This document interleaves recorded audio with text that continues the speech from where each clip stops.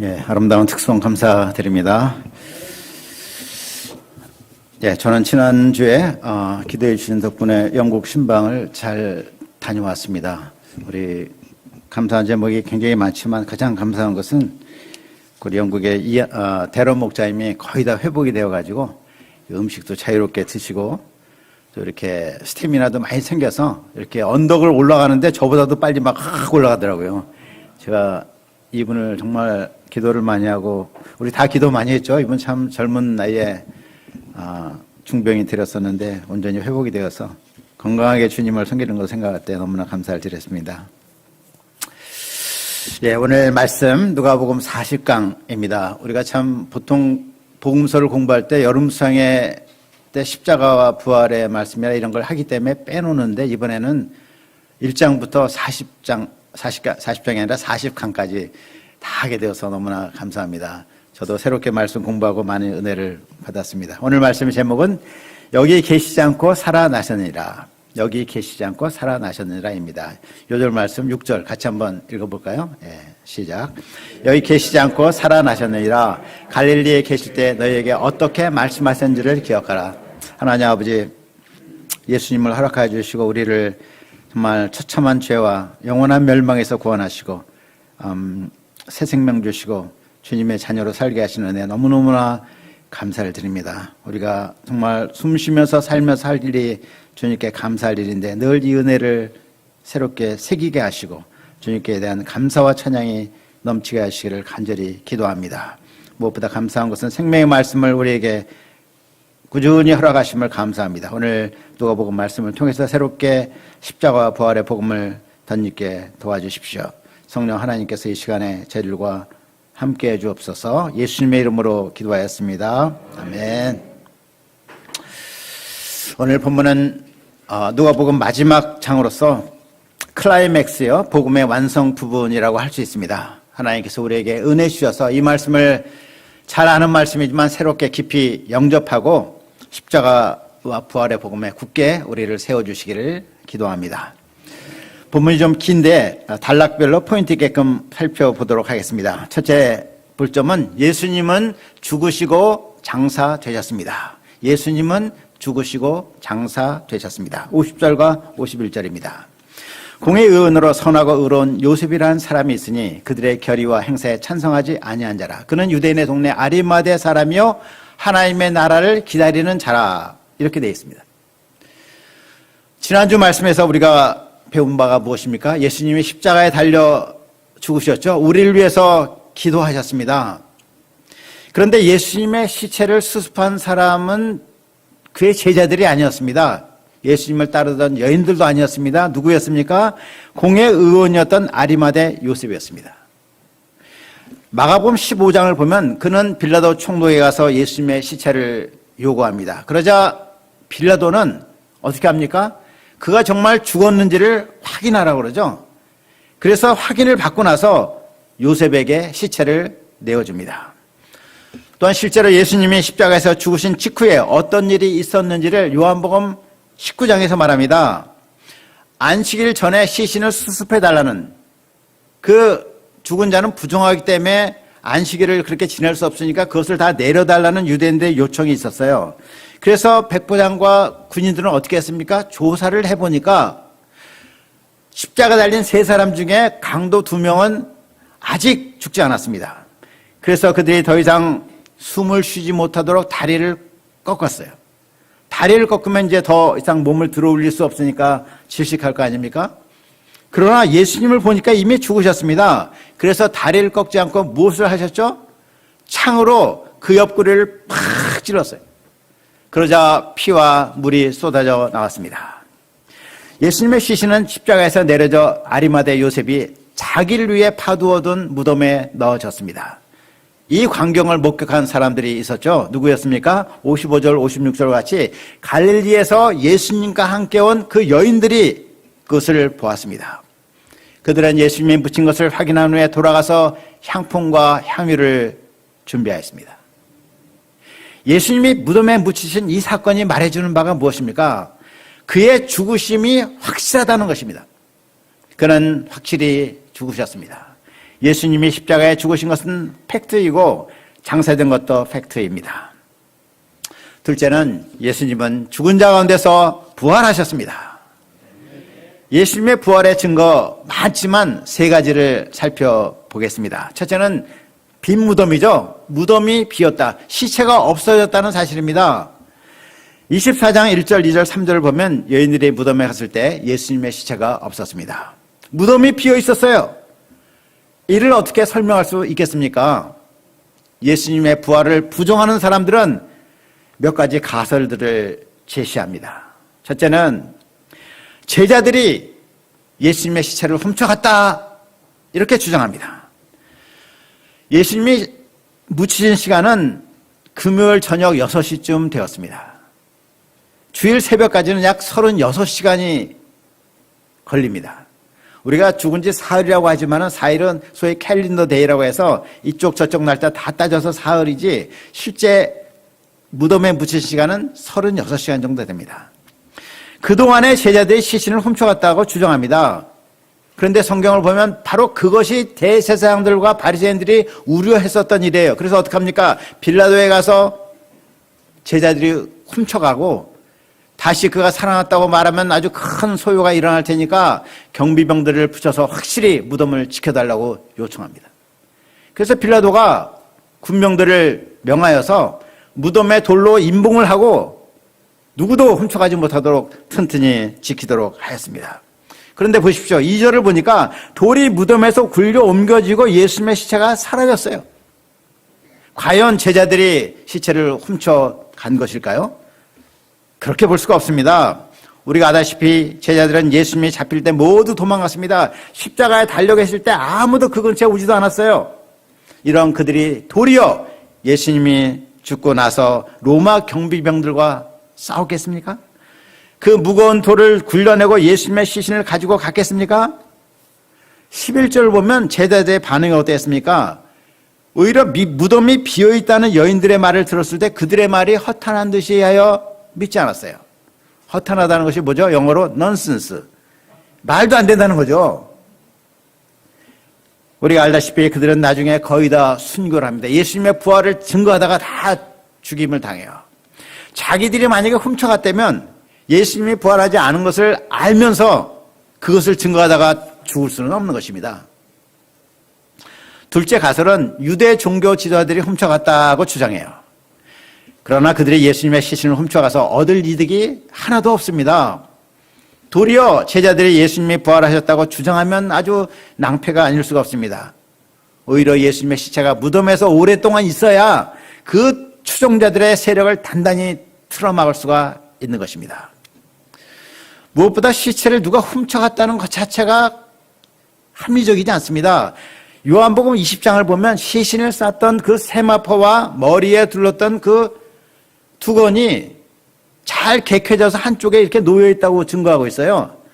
만일 어떤 사람이 그 시체를 훔쳐간다면 그 경황 없는 중에 피에 막 찌들어서 붙어있는 그 세마포와 두건을 잘 떼어가지고 한쪽에 객혀내고 그러고 나가겠습니까? 셋째 가설은 예수님이 거의 죽음에 이르렀지만 실제로 죽지 않았다 하는 것입니다. 무덤에 있던 36시간 동안에 빠르게 회복되어서 그가 문을 열고 밖으로 갔다. 이렇게 주장합니다. 그러나 그럴 수 없다는 것이 위에서 이미 살펴보았습니다. 그는 십자가에서 옆구리에 창이 찔렸고 그의 죽음을 확인한 병사들이 그의 시체를 내어준 것입니다. 이상을 볼 때 빈 무덤을 설명할 길은 오직 하나뿐입니다. 예수님이 다시 살아나신 것입니다. 기독교는 가장 중요한 것으로 무엇을 말하죠? 예수님의 부활을 증거합니다. 초대교회 때 그때는 메시지가 하나밖에 없었어요. 예수님의 부활을 증거한 것입니다. 예수님의 부활을 증거하다 보니까 십자가에서 죽으심을 얘기해야 되고 왜 죽으셨는가를 얘기하기 위해서 복음을 설명하게 된 것입니다. 십자가에서 죽고 부활하신 그 예수님을 전했습니다. 그래서 기독교를 부정할 수 있는 가장 효과적인 방법이 무엇입니까? 시체를 보여주는 것이에요. 그런데 아무도 그렇게 하지 못했습니다. 지난 2000년간 부활 외에 납득할 만한 다른 설명을 제시한 사람이 한 사람도 없었습니다. 예수님의 시신을 찾을 수 없다는 것. 그의 빈무덤은 부활의 확실한 증거인 것입니다. 자, 첫째 증거는 빈무덤이고 이제 두 번째 증거가 무엇일까요? 수많은 부활의 증인들입니다. 무덤에 간 여인들은 빈무덤을 두 눈으로 보았습니다. 천사들로부터 직접 예수님 부활의 소식을 들었어요. 5절 6절입니다. 여자들이 두려워 얼굴을 땅에 대니 두 사람이 이르되 어찌하여 살아있는 자를 죽은 자 가운데서 찾느냐? 여기 계시지 않고 살아나셨느니라. 갈릴리에 계실 때 너희에게 어떻게 말씀하신지를 기억하라. 부활이 우연이 아니라 예수님이 이미 말씀하셨다는 거죠. 갈릴리에서 너희에게 말한 것이 있지 않느냐? 그것을 기억하라 말했습니다. 8절부터 10절을 보면 천사의 증언을 들은 사람은 누구였습니까? 막달라 마리아와 요한나와 야곱의 모친 마리아와 또 그들과 함께한 다른 여자들이었습니다. 적어도 5사람 이상이 증인입니다. 부활하신 예수님은 나중에 제자들에게 친히 나타나십니다. 승천하기 전 40일 동안 그들과 함께 계시면서 자신의 부활하셨음을 보여주시고 하나님 나라의 일에 대해서 말씀하십니다.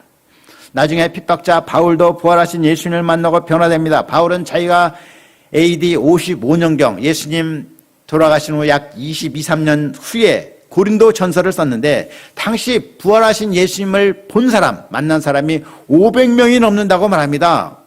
그들이 대부분 살아있다고 증거해요.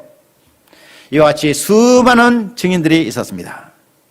그들은 어떤 사람들이었습니까? 죽음에 대한 두려움으로 겁이 많은 사람들이었어요. 그러나 부활의 주님을 만난 후 순교도 마다하지 않았습니다. 담대한 증인들이었습니다. 제자들의 이러한 변화는 다른 것으로는 설명이 되지 않습니다. 예수님은 부활하신 것입니다. 셋째 증거는 예수님 자신이 하셨던 말씀과 성경의 예언입니다. 예수님은 자신이 죽임을 당하되 사흘 만에 부활하실 것을 여러 번 얘기하셨어요. 아주 구체적으로 명백하게 미리 얘기하셨습니다. 세상에 어떤 사람이 자기가 언제 어떻게 죽을 것을 말하겠습니까? 예수님의 부활은 구약 성경에도 예언된 일입니다. 구약 성경에 특정한 예언 구절들도 있지만 구약 성경 전체가 예수님의 죽으심과 부활을 예고하고 있습니다. 또한 지난 2000년간의 인류 역사를 보더라도 그렇지 않습니까? 만일 예수님이 부활하지 않으셨다면 기독교는 세상 역사에 이토록 엄청난 영향을 끼치지 못했을 것입니다. 도리어 이단으로 취급되어서 오래전에 지구상에서 사라졌을 것입니다. 빈무덤과 변화된 제자들과 예언의 말씀과 인류 역사 자체 그 외에도 많은 증거가 있습니다. 이러한 확실한 부활의 증거 앞에 우리는 어떤 사람들이 되어야 되겠습니까? 믿음 없는 자가 되지 말고 믿는 자가 되어야겠습니다. 증거는 너무나 많고 확실합니다. 자, 그러면 예수님의 부활을 믿는 우리는 어떻게 해야 되겠습니까? 두 가지. 첫째는 우리는 예수님의 부활을 믿음으로 우리의 모든 죄가 사해지고 영원한 생명을 얻은 것을 확신해야 됩니다. 이것이 복음이 주는 큰 약속입니다.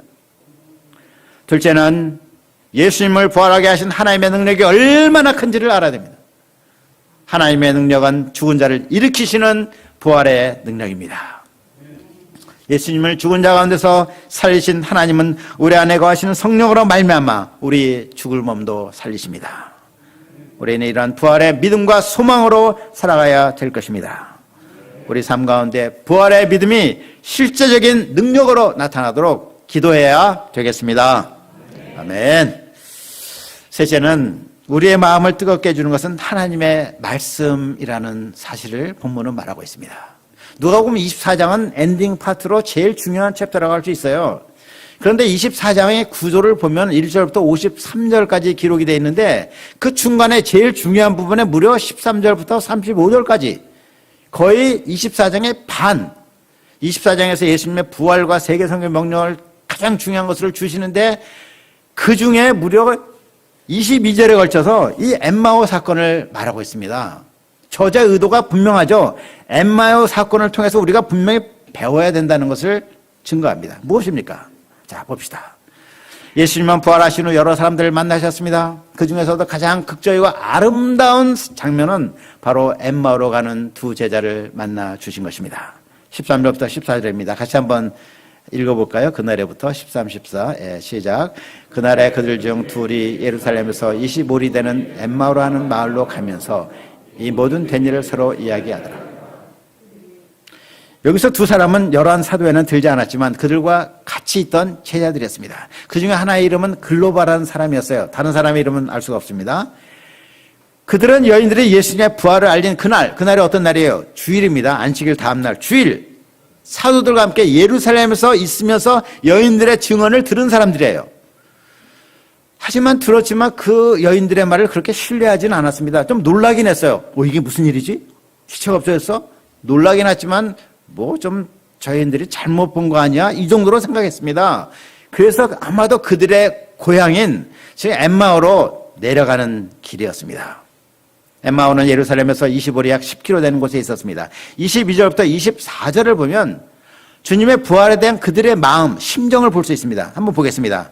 또한 우리 중에 어떤 여자들이 우리로 놀라게 하였으니 이는 그들이 새벽에 무덤에 갔다가 그의 시체는 보지 못하고 와서 그가 살아나셨다 하는 천사들의 나타남을 보았다 함이라. 또 우리와 함께한 자 중에 두어 사람이 무덤에 가 과연 여자들이 말한 바와 같음을 보았으나 예수는 보지 못하였느니라.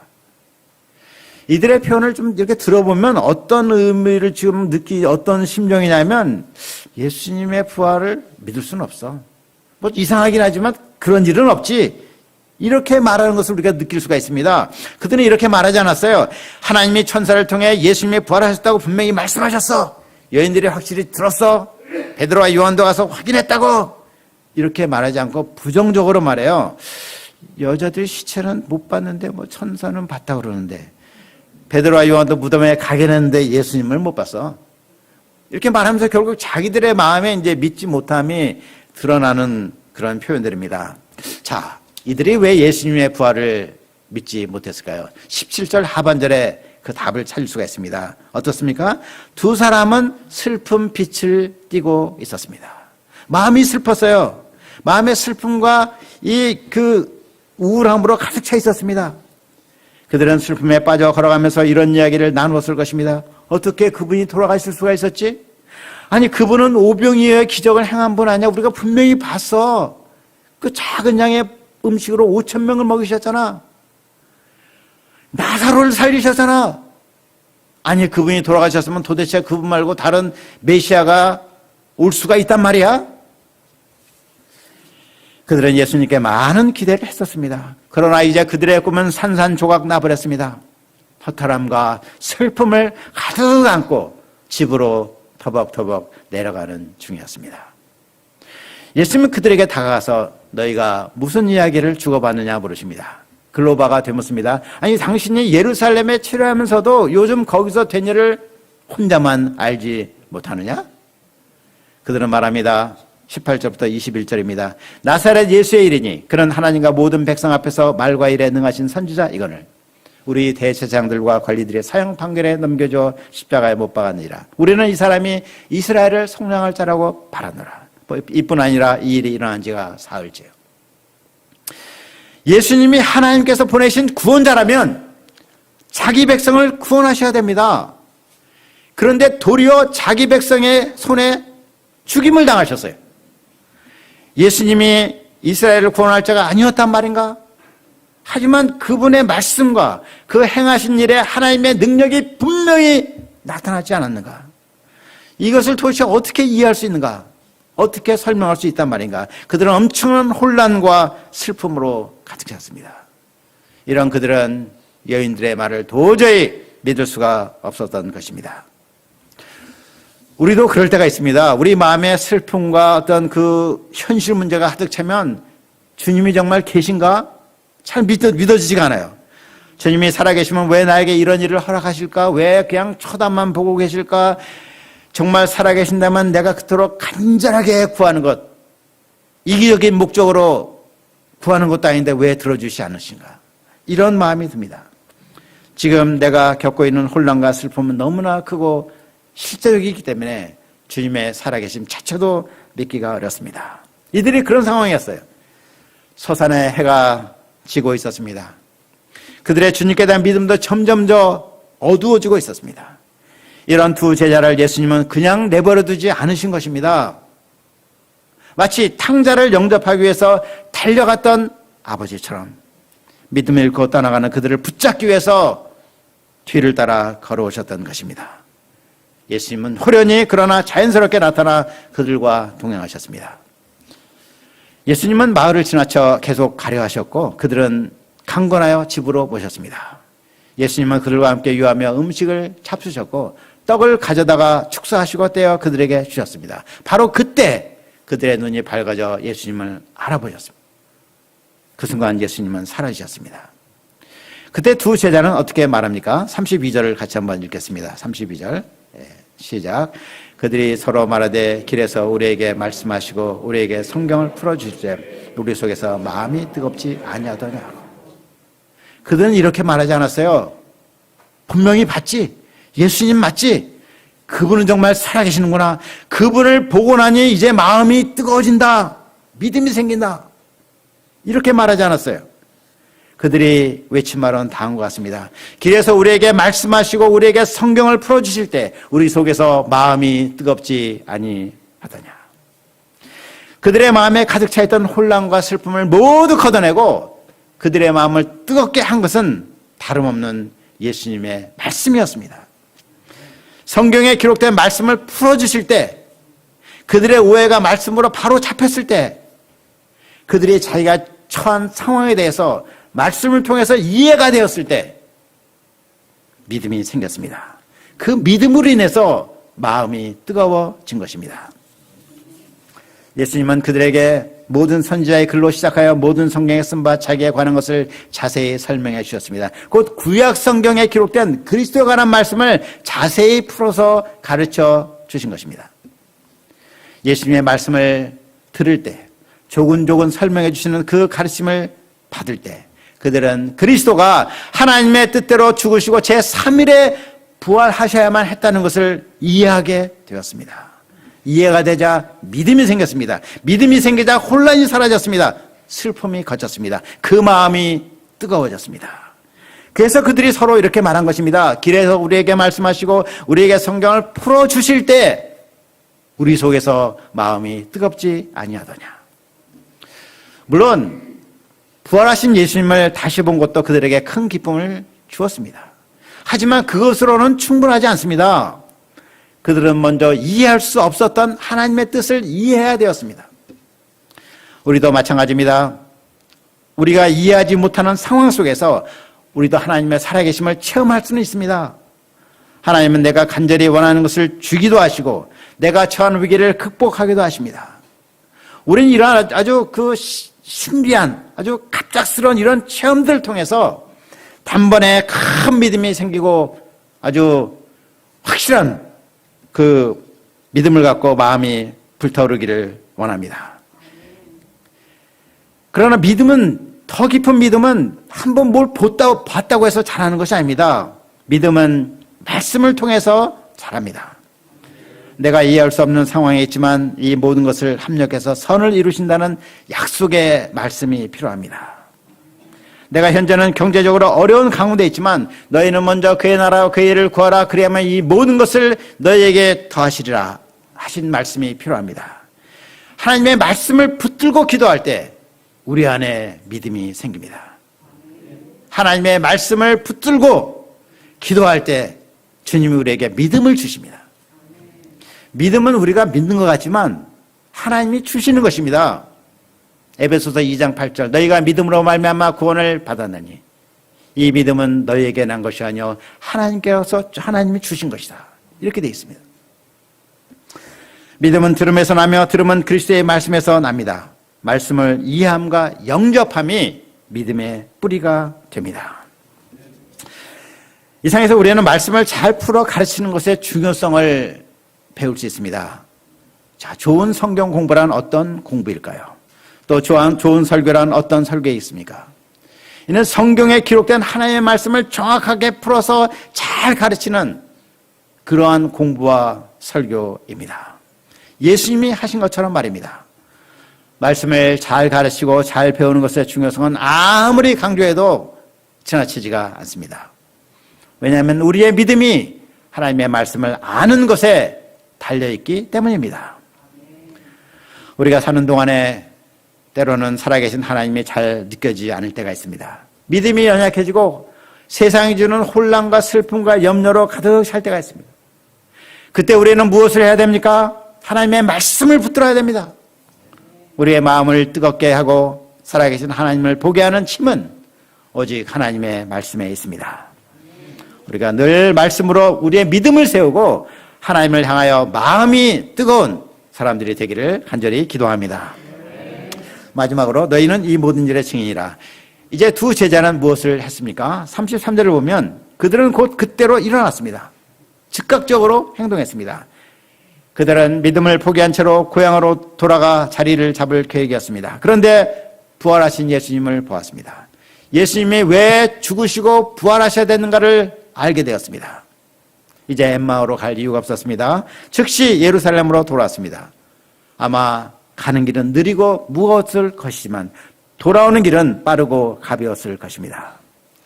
엠마오에서 돌아온 두 제자는 11제자에게 자신들이 만난 예수님을 증거합니다. 그때 예수님이 그들에게 친히 나타나셨습니다.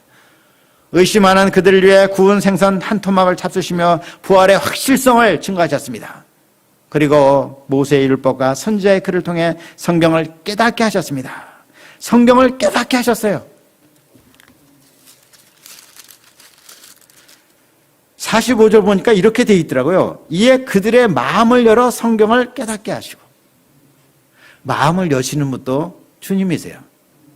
우리가 여는 것 같아도 주님의 마음을 열어주셔야 돼요. 그리고 깨닫는 것도 내가 깨닫는 것이 아니라 주님이 깨닫게 하세요.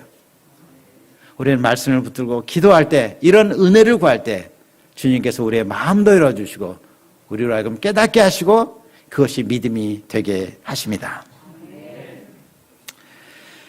그 가르친 깨닫게 하신 내용이 무엇입니까? 46, 47절 보니까 이는 그리스도가 고난을 받고 제3일에 살아날 것과 또 그의 이름으로 죄사함을 받게 하는 회개가 예루살렘에서 시작하여 모든 족속에게 전파될 것이라는 말씀이었습니다. 예루살렘은 예수님께서 십자가에 죽으시고 부활하신 곳입니다. 죄와 사망의 권세를 깨뜨리고 생명의 문을 여신 곳입니다. 이곳에서 시작하여 회개의 복음이 모든 족속에게 전파됩니다. 사람은 누구나 그리스도의 죽으심과 부활 사건 앞에 설 때 비로소 자신의 죄가 무엇인지 깨달을 수 있습니다. 또 죽음에는 부활의 세계가 있다는 것을 깨닫게 됩니다. 예수님의 죽으심과 부활의 복음 앞에 설 때만이 사람들은 자신의 죄가 정말 무엇인가 알게 되고 죽음이 끝이 아니라는 것을 알게 되는 것입니다. 예수님은 제자들의 이 모든 일의 증인이라고 하십니다.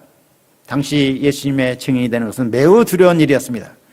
종교 지도자들은 예수님 믿는 자들을 출교시키고 사회에서 매장시켰습니다. 죽이기도 했습니다. 그러나 제자들은 이런 모든 핍박을 각오하고 죄사함을 받게 하는 회개를 전파하는 증인이 되어야 합니다. 이러한 사명은 인간적인 힘과 능력으로 감당할 수가 없습니다. 그래서 예수님은 그들에게 성령을 약속하십니다. 자, 예수님은 제자들을 데리고 베다니 앞까지 나가서 손을 들어 그들을 축복하십니다. 그리고 그들을 떠나 하늘로 올리셨습니다. 제자들은 승천하신 예수님을 경배했습니다. 이제는 예수님을 하나님으로 영접하고 경배한 것입니다. 그 후 제자들은 큰 기쁨으로 예루살렘으로 돌아왔습니다. 슬픔과 좌절 그리고 두려움에 빠져있던 제자들이 변했습니다. 이제 예수 그리스도의 증인으로서의 사명을 감당하게 되었습니다. 패배자가 아니라 승리자여 죽음의 권세를 깨뜨리고 부활하신 예수 그리스도의 증인으로서 힘찬 첫걸음을 내딛게 되었습니다. 결론적으로 예수님은 사망 권세를 깨뜨리고 부활하셨습니다. 이 예수님은 모든 인생들을 죄와 사망에서 구원하시는 그리스도가 되십니다. 누가복음의 결론, 모든 복음서의 결론, 성경의 결론은 이것입니다. 예수님은 우리를 죄와 사망에서 건지는 그리스도가 되신다는 것입니다. 우리가 하나님의 말씀을 깊이 배움으로 믿음을 덧입고 마음이 뜨거워지기를 기도합니다. 예수님의 십자가 부활의 복음을 뜨거운 마음으로 전하는 부활의 증인으로 살기를 간절히 기도합니다. 하나님 아버지, 오늘 부활의 복음 허락하신 것을 감사합니다. 참 저희가 이 예수님의 죽으심과 부활을 통해서 복음을 통해서 죄사함과 영원한 생명을 얻은 것을 너무나 감사드립니다. 날마다 이 받은 은혜 감격에 넘치게 도와주시고 말씀을 깊이 공부하고 이해하고 영접하고 붙드는 가운데 우리도 마음이 뜨거운 부활의 증인들로 설 수 있도록 축복하여 주옵소서. 감사하고 예수님의 이름으로 기도합니다. 아멘.